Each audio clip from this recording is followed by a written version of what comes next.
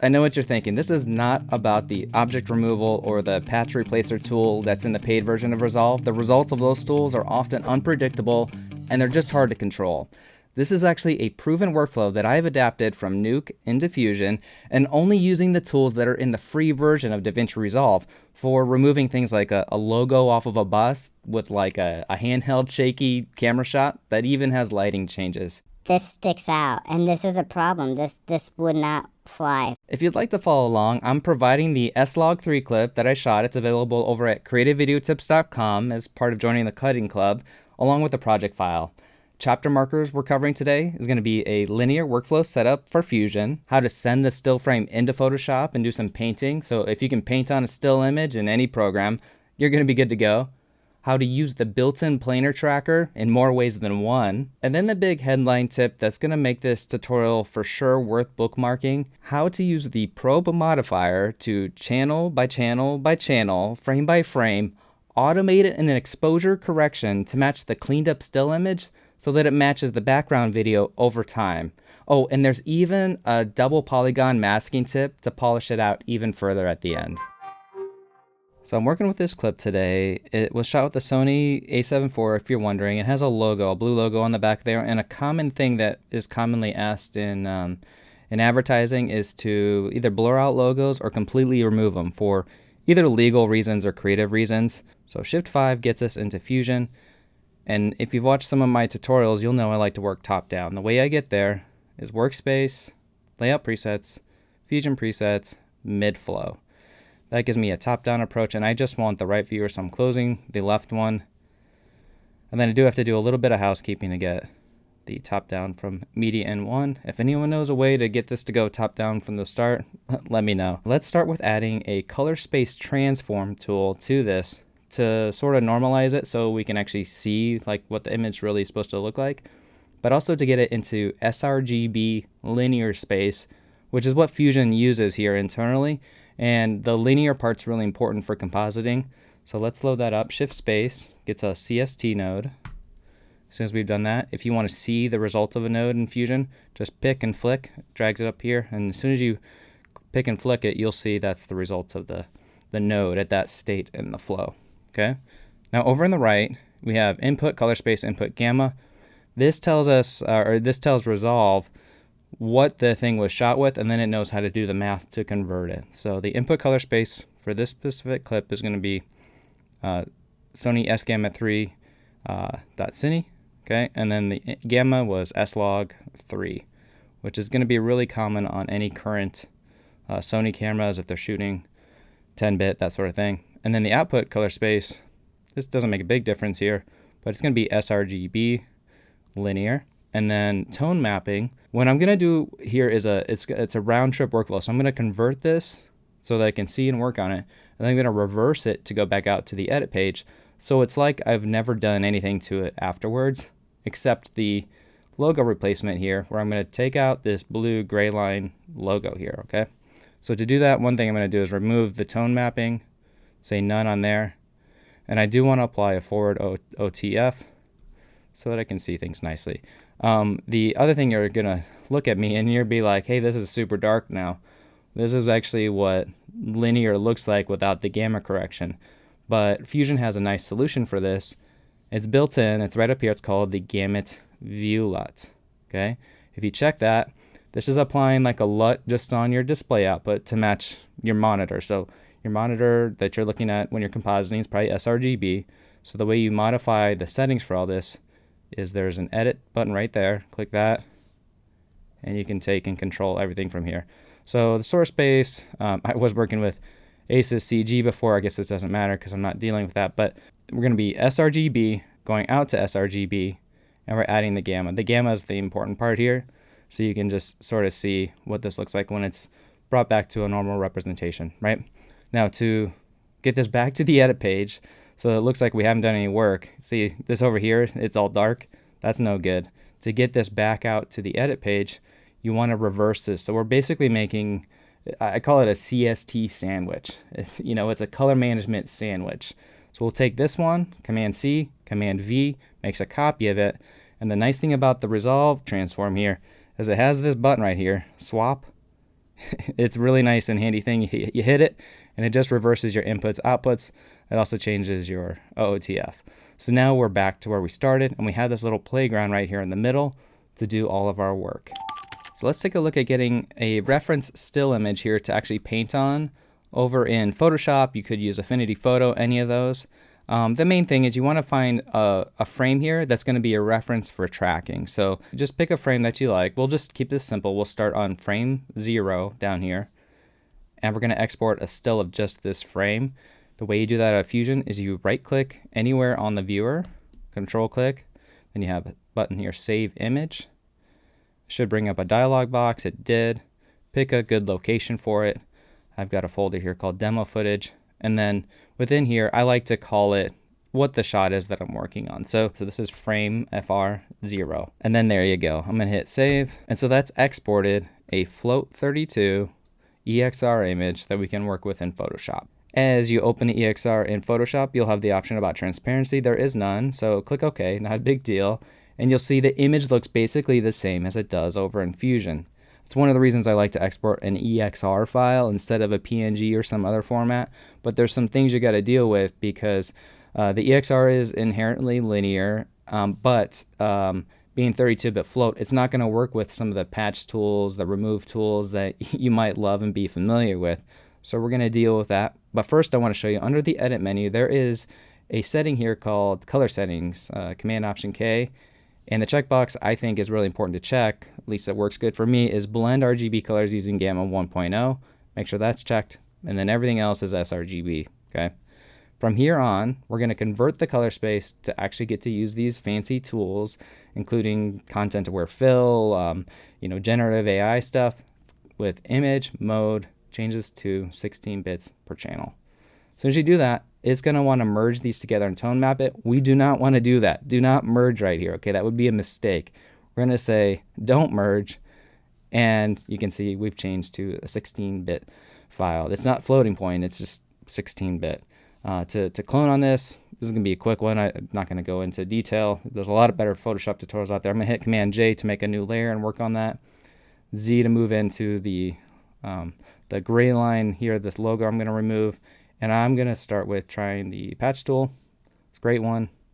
Just sort of drawing a lasso around the object I want to remove and find a sample of what I want to clone with.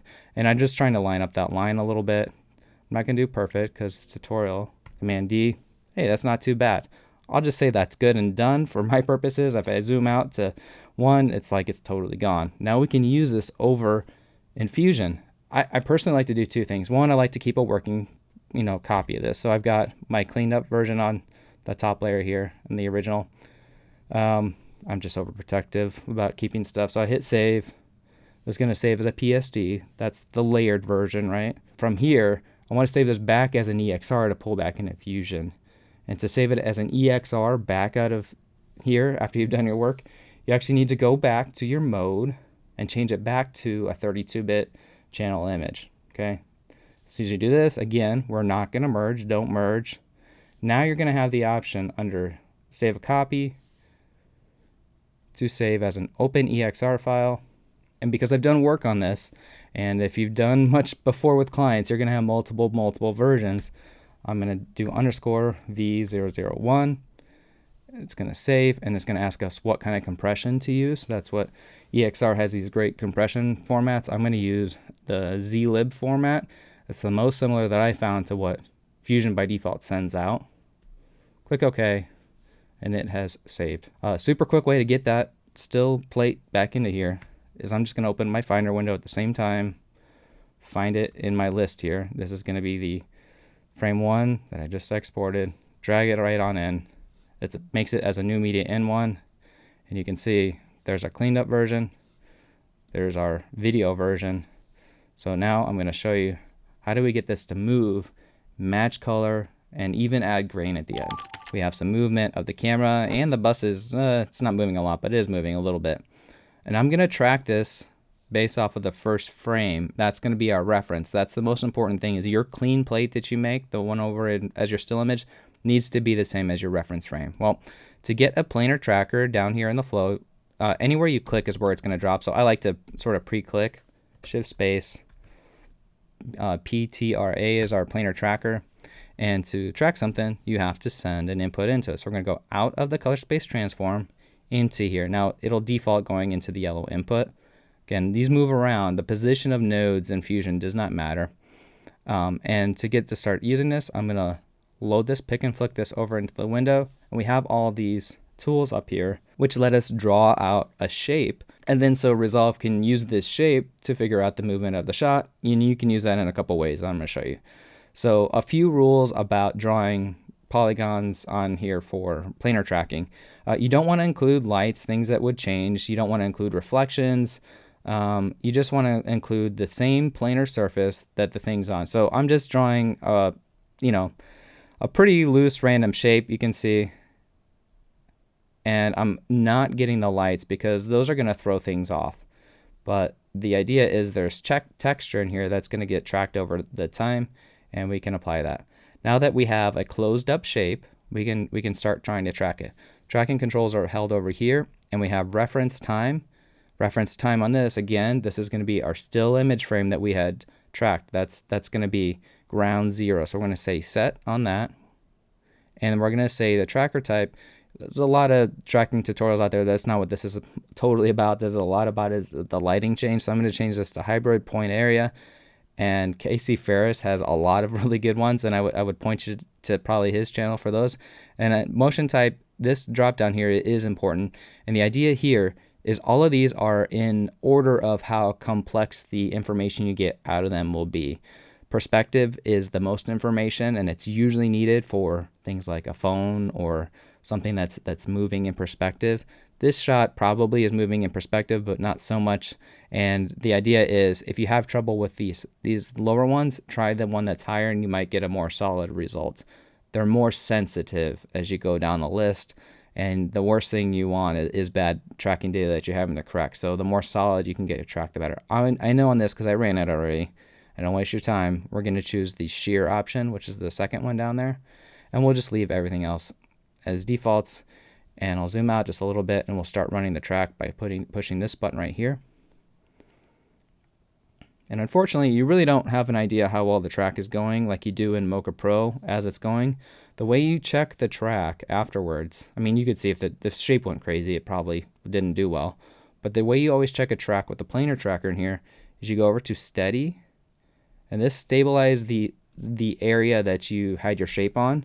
And then, so the idea is I want to stabilize or see how well this area is here where the logo is by just placing your cursor on a point on there and then playing the image. If it's not moving like left, right, up and down and skewing all crazy, you have a pretty good track. So just right off the start, we have a decent track that we can use further down the line. How do we use it? That's what I'm going to show you next. So let me pause. We have a decent track. The first way is going to be, let's go back to the track operation mode. There's what's called the Planar Transform button right here. And what Planar Transform does, let's click it. It dropped a new node over here in my flow. The Planar Transform, if you're used to Mocha Pro from After Effects or something, it's basically the same as like a aligned surface out of there. It's taking the entire resolution frame and mapping it based off of the reference frame. In fact, if you click the Planar Transform, you'll see over here in the upper right, if you forget what the reference frame you had set was, it's based off of frame 0. So that's the first frame. It's the one we drew everything on. So at frame 0, it fills the frame. There's no distortion. Every frame after, it's going to distort. Let me show you how you apply this. So you're going to basically run your image through it. You're going to take media out, the still image, right? This is our still that's cleaned up. On frame 0, it matches our footage, right? See? Now, to hook this up, you take the output of the still image, put this into the Planar Transform, and now if you take a look at this, it's actually moving the whole image in the exact same way that the footage underneath it's moving. But none of the other people are, so I'm going to show you. We're basically going to mask that out next, but we will merge our clean plate on top. So to merge on top, let's grab a merge tool. I'm going to hit shift space MRG, gets a merge tool. To put it in the flow, this is another tip. Hold down shift, drag it in until you get that yellow blue line, and it snaps in. So we're taking the background input from our footage, our main footage, and we're going to put the still image on top. Okay, this is the beauty of nodes. I love it. But it's always running through the planar transform. So now when I take a look at it, we're seeing the whole image. It's doing some jiggle, so you can see it's not the best track in the world, but it's going to be good enough for this. However, we just want to see the middle section. We just want to see the cutout, and so we'll mask that off. And the way I'm going to mask it off, there's a few ways. You can pump a mask right into the media in, but because we're going to do color correction and stuff, it's better if you separate it out and you cut the mask out later down the flow. That's what I like to do. And there's a lot of ways you can mask this out. So the way I'm going to do it is I'm going to use what's called a channel boolean. So shift space and then BOL, channel booleans with an S is the one we want. And then this has a special mask input as well. And it only takes one input. That's why I like to use it. And then we can use this to draw the mask and cut it out. So to actually see what we're drawing on, I'm going to load up the color space transform. Okay. On the reference frame, so I know where I want this mask to be. I'm going to grab a B-spline, that's this guy right here, with that down and that loaded so I can see where to draw. I'm just going to click out a shape that's pretty simple around the logo that we moved over in Photoshop. Shift-O closes it, and you can see the B-splines, they do this rounded curve, which is really, really handy without having to deal with handles. And the other thing I was going to point out, is every time it automatically has keyframes on it. I don't need that because I've got this thing, it's a still image. It doesn't move, so we don't need that. You go over here, right click, say remove B-spline 1 polyline. And now it's not going to move over time. And to plug this in, to actually cut this out, take this, and we're going to play this into the mask input, which because it's a mask, it kind of knew where to go. It doesn't do anything though until you go to the settings tab, and all of these that have these mask inputs, pretty much all of them have this multiply by mask button. Well, as soon as you hit that, it cuts it out. So if I take a look at the image here now, we're just looking at the cutout from here, right? So instead of applying it at this point, we're applying it later. And this is because we're going to do color correction before we multiply our mask. Let's take a look at where we're at in the flow now. So we have our, I'm going to zoom out a little bit.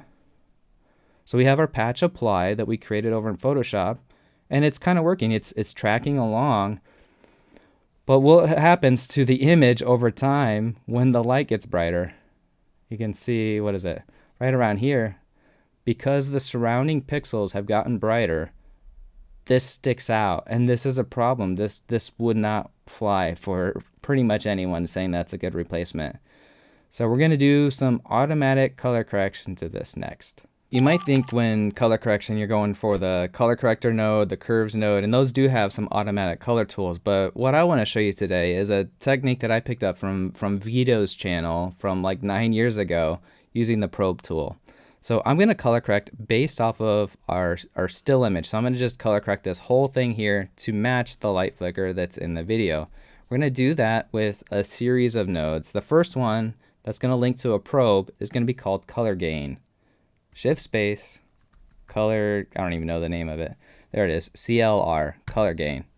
Okay, this color gain tool, we're going to be using the gain sliders here to look at a probe that we're going to be setting up. Now, the probe modifier is really cool because what it does is it takes like a pixel and it can analyze it and give you the values of that pixel or even an area. And so for this sort of thing, we're going to look at the values, the RGB values of a whole area. The way you can set that up so that it's controllable in individual channels is actually on the color gain tool itself. If you right click on any of these, this is just a Fusion tool thing, you can say edit controls.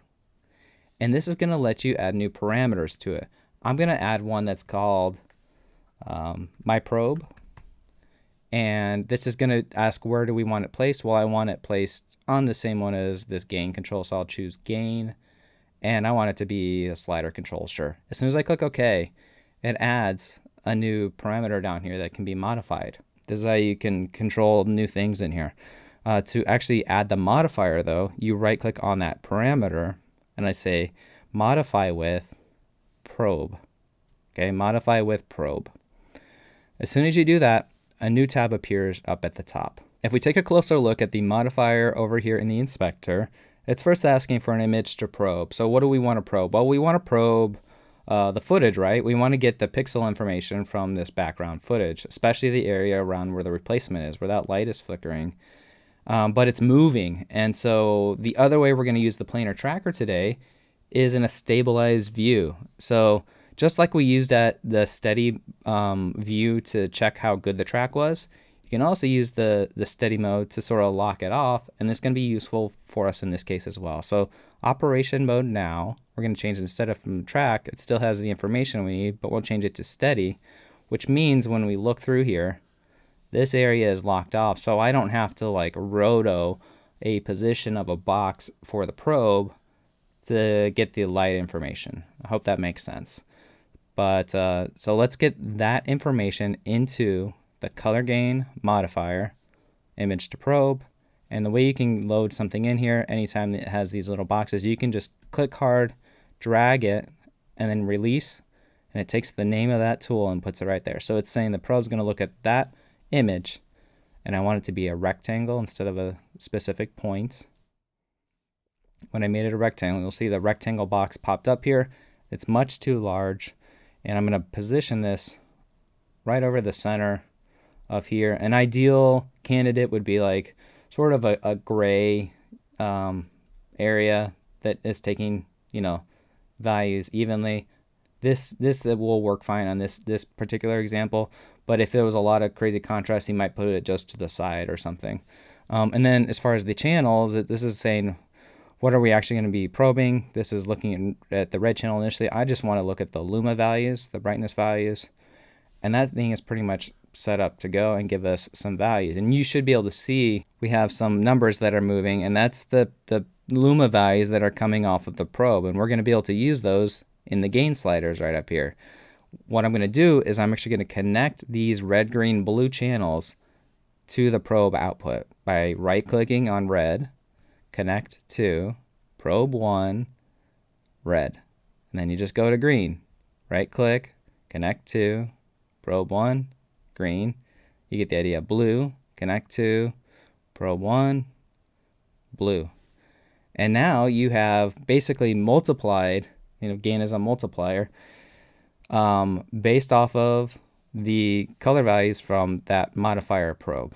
You can see it is in fact flickering, but it's all dark. And so the way you get this back based off of a reference frame, again, we talk about frame 0 is our reference, is you actually apply, you lock in a white point for that frame with these values. And the way you can do that with the tools that are built into here without doing anything extra is I'm gonna do this with 3 brightness contrast nodes, okay? Shift space, BC.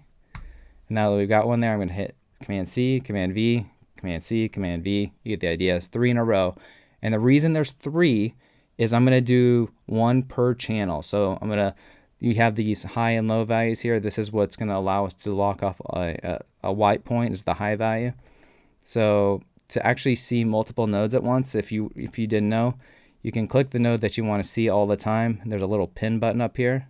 So if I click pin here, that's going to be useful because I can go to my first one here and my first brightness and contrast and still always see this tool available, because what you're going to do is you're going to copy and paste the red value, Command C, and I'm going to paste that into the high value of the first brightness contrast on the frame. This is the important part, on the frame that your still image was painted on, because that's the one that matches the background footage.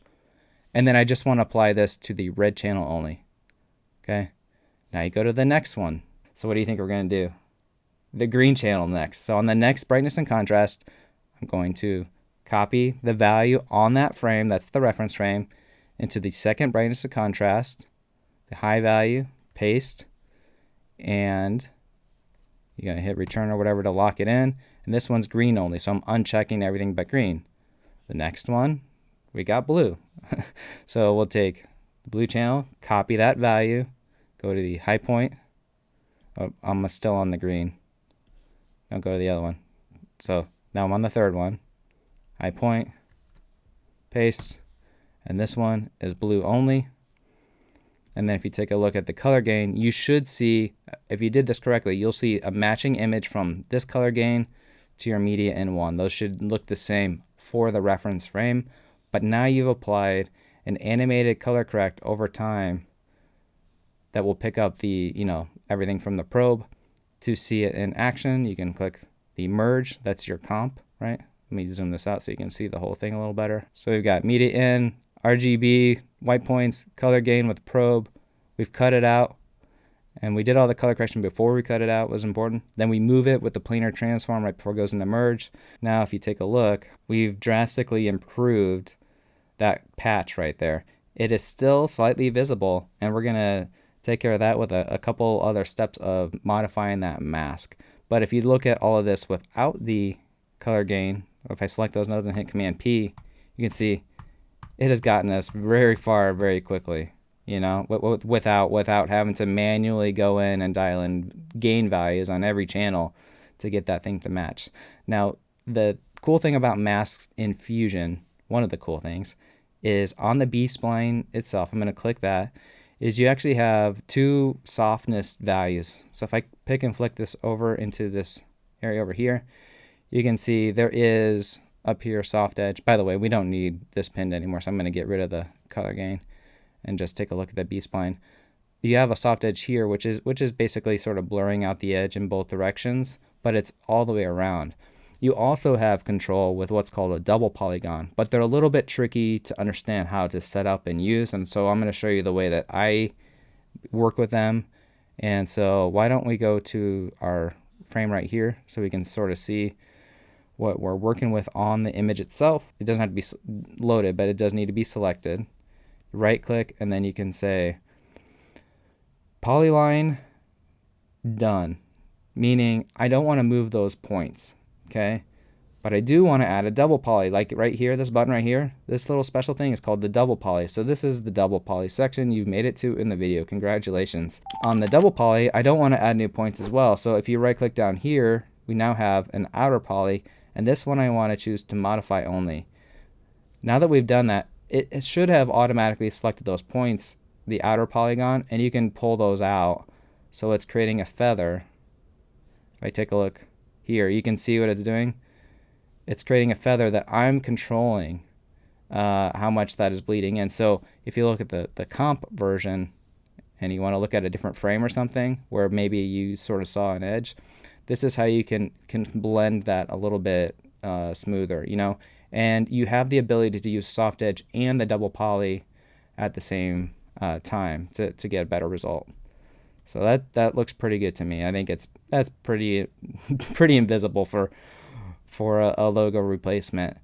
However, you can do even better. So this image right here has no grain on it, and the footage has been denoised. That's an important thing to start with. All video footage probably should have grain on it. So that's a great last step. It's another free tool that's in Fusion. So shift space, film grain FGR is going to put some grain over the top of everything. And that blends that in too, so it's like you never even knew that was there. It's very strong to start. So what I would typically do is I would take the size and just pull this down. And if you feel like you want to have finer control, if you hold down Command when you drag, it gives you more control, and it just needs a touch. If you want to see a quick before and after of where this came from, maybe even before the grain, let's look at the merge result right here. You have buffers. I've talked about this before. We're in the A buffer. If you go to the B buffer, there's nothing in it. We could send our original color space transform over there. Oh, and I'm glad it is, because the other thing to know is these buffers have their own gamut viewer. So you got to turn that on for both buffers and make sure that they're set correctly. In fact, I want to show you so you don't have to set that every time. If you right click on these, you can say settings, save default. So next time I go to add that, I don't have to change that from ASIS. That can get annoying.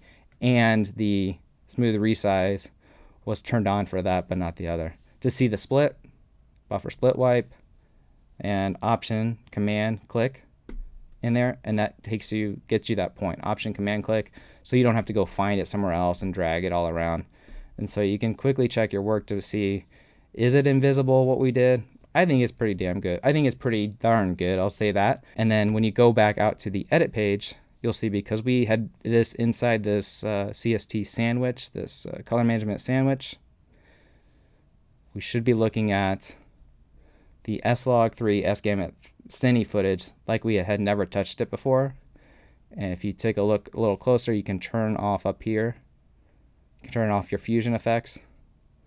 And it's just like we added it in there, and it blends super nicely. So it's a very good non-destructive workflow. Real quick, one last thing that I forgot to turn on earlier, but it's really important anytime you move something that is still, is to turn on motion blur. So the planar transform tool itself is the thing that's moving this, right? But there's no motion blur on by default. You need to click the planar transform, go to settings, and then you've got the motion blur tab right there, and you can see this is going to blend it much nicer. Turn the quality up to 10, because who wants a quality of 2? I mean, for real. And then once you see your final output, it will match the shutter angle and everything, and it'll blend much, much nicer. And so basically these 3 brightness contrast nodes with the color gain is essentially the curves tool from Nuke. If you're used to Nuke at all, this is how you can match exposure for clean plates. I got a lot of help with this one. The original idea came from Vito, who has the Confusion YouTube channel, but he's using an expression, and expressions crashed the probe right now. I think it's been broken for a little while. And I learned that from Milo Labs, who has also been super helpful in figuring all this out, as well as Brian Ray, who's the one that pointed me on to the idea of using the edit controls to add the extra parameter and then link the probe RGB values to that. These guys are brilliant. There's so many people out there sharing great information.